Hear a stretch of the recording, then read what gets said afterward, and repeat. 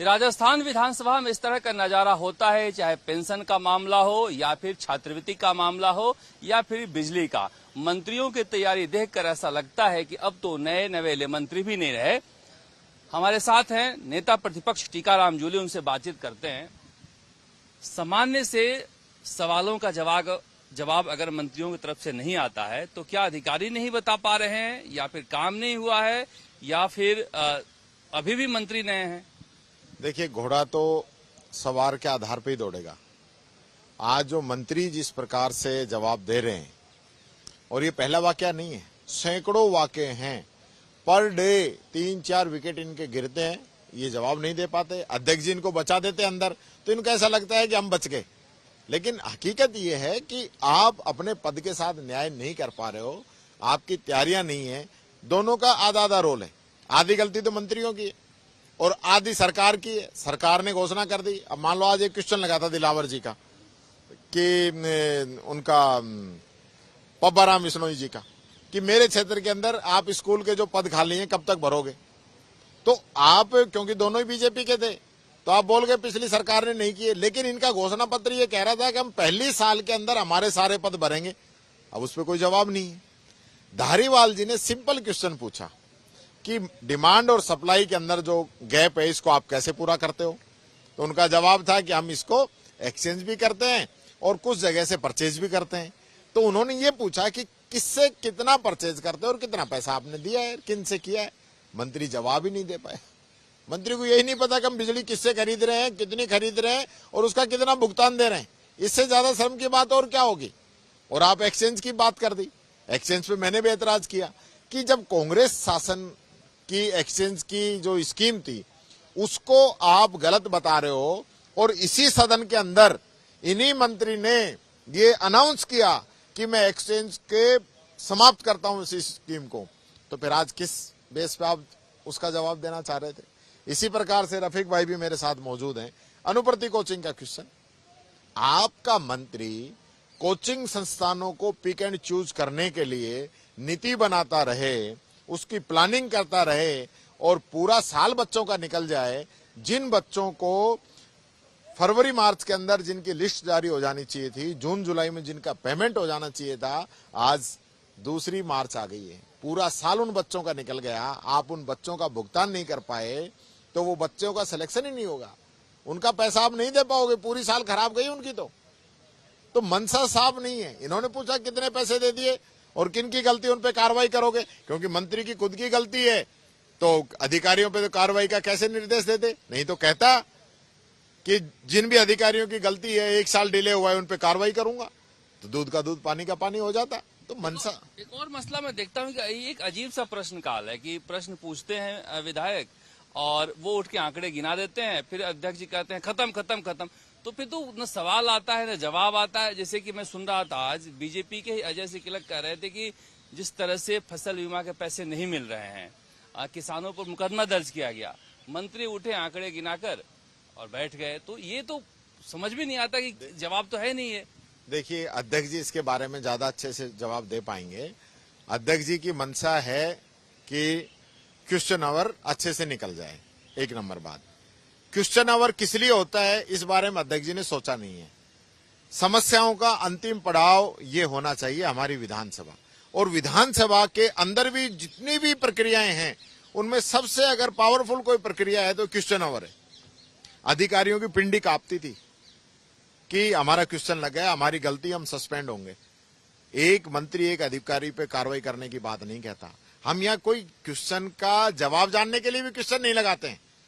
मान लो शिमला नायक जी का क्वेश्चन था, उसने कहा मंत्री जी से कि जो फसल बीमा में जिनकी देरी हुई है उसके लिए, उनके लिए सरकार ब्याज देगी क्या, कंपनी से दिलवाएगी कि नहीं दिलवाएगी। मंत्री ने मना कर दिया कि ऐसा नियम नहीं है, जबकि नियम है। सदस्य ने नियम बताया। आपके माध्यम से आज प्रदेश के किसानों का भला हो जाता कि हाँ नियम है, जिन कंपनी वालों ने डिले किया है उनको ब्याज सहित किसानों का पैसा देना पड़ेगा।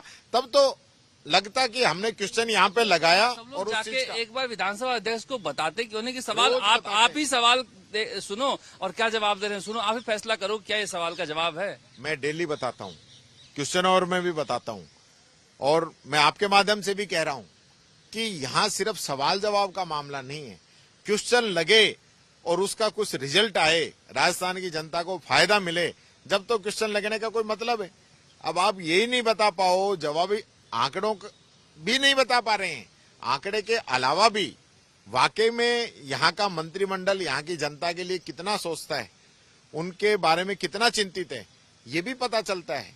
कमियां खामियां रहती है डिपार्टमेंट के अंदर, मंत्री के सामने कमी आ गई तो मंत्री को यहाँ उसको स्वीकार करते हुए भविष्य में उसको ठीक करने की बात बोलनी चाहिए।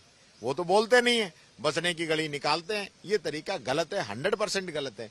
इससे राजस्थान की जनता का ही नुकसान हो रहा है, इनका खुद का नुकसान हो रहा है। ये अपने आप में चाहे खूब 30 मार का बन ले कि हमने जवाब नहीं दिया और विपक्ष को बैठा दिया, लेकिन जनता ने तो देख लिया सारा कि आपके मंत्रियों की क्या परफॉर्मेंस है। और मैं तो मुख्यमंत्री जी से भी कहना चाहूंगा, वो हर विधायक दल की बैठक के अंदर कहते हैं कि मंत्रियों का जवाब सही होना चाहिए, समय पर होना चाहिए, तो ये मंत्री इनके मुख्यमंत्री की नहीं मान रहे हैं। ये स्थिति है इनके मंत्रियों की।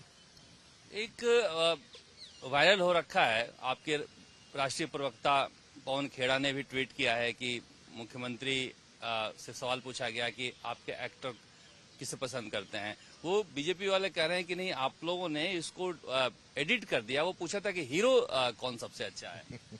ये मैंने भी ट्वीट किया है, और मैंने ट्वीट ये किया है कि मुख्यमंत्री ने मान लिया कि चौकीदार कलाकार है, चौकीदार ही कलाकार है। कहने का मतलब ये है, हीरो और एक्टर दोनों में अंतर है।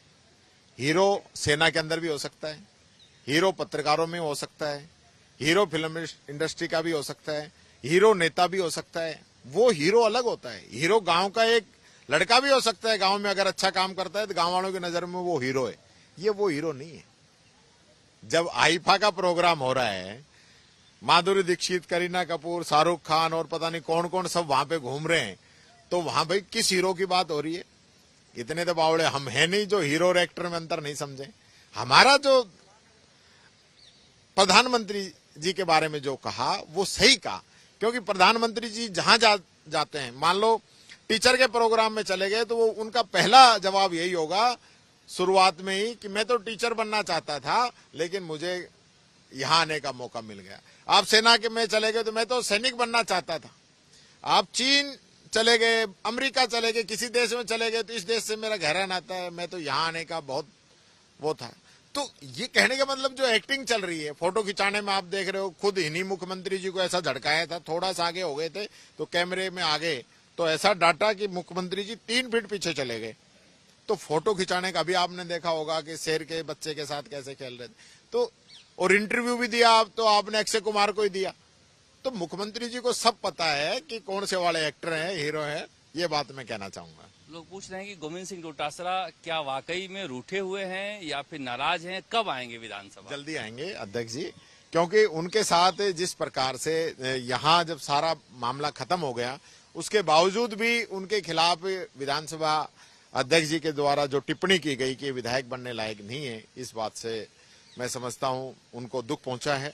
और ये टिप्पणी जब तक नहीं हटती है तो उनके नाराजगी है। तो मैंने ये बात अध्यक्ष जी को भी कही है।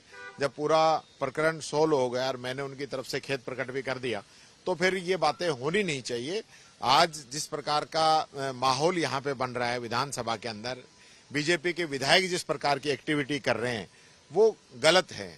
ये न परंपराओं में कभी ऐसा रहा, न नियमों में कभी ऐसा रहा, और न कभी राजस्थान का जो पुराने इतिहास है वो इस चीज के लिए कहता है। जयपुर में एक बड़ी दर्दनाक घटना हुई है। एक दलित महिला थाने जाती है और कांस्टेबल ही उसका रेप करता है। ये तो बिल्कुल आत्मविश्वास को हिला देने वाली घटना है। इसके साथ साथ ये भी एक उस दिन अंतर्राष्ट्रीय महिला दिवस है। अंतर्राष्ट्रीय महिला दिवस के दिन जब पूरी फिल्म इंडस्ट्री और सब भी यहाँ पे आए हुए हैं, पूरा आपका शासन प्रशासन जयपुर के अंदर लगा हुआ है, तो आप किस मुंह से महिला सुरक्षा की बात करते हैं?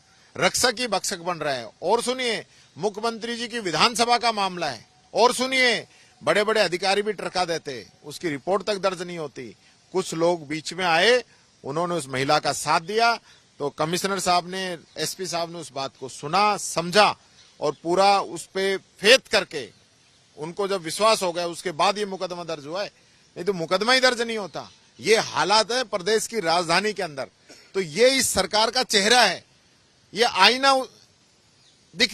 के अंदर इनका चेहरा दिख रहा है कि नहीं सहेगा राजस्थान के नाम पे ये लोग वोट बटोर के सत्ता के अंदर आ गए और आज इनकी स्थिति ये है कि पुलिस के लोग इस प्रकार की घटना करने में लगे हुए हैं और पुलिस पे कोई कंट्रोल नहीं है। कांग्रेस के नेता टीकाराम जूली बता रहे थे किस तरह से सदन में मंत्री जो हैं या तो उनके पास जवाब होता नहीं है या फिर काम हुआ नहीं है। इसी तरह से जिस तरह से जयपुर में घटना हुई है बलात्कार, दलित महिला के साथ बलात्कार वाले, दिल दहला देने वाली घटना है और सरकार को इन चीजों पर संज्ञान लेना चाहिए।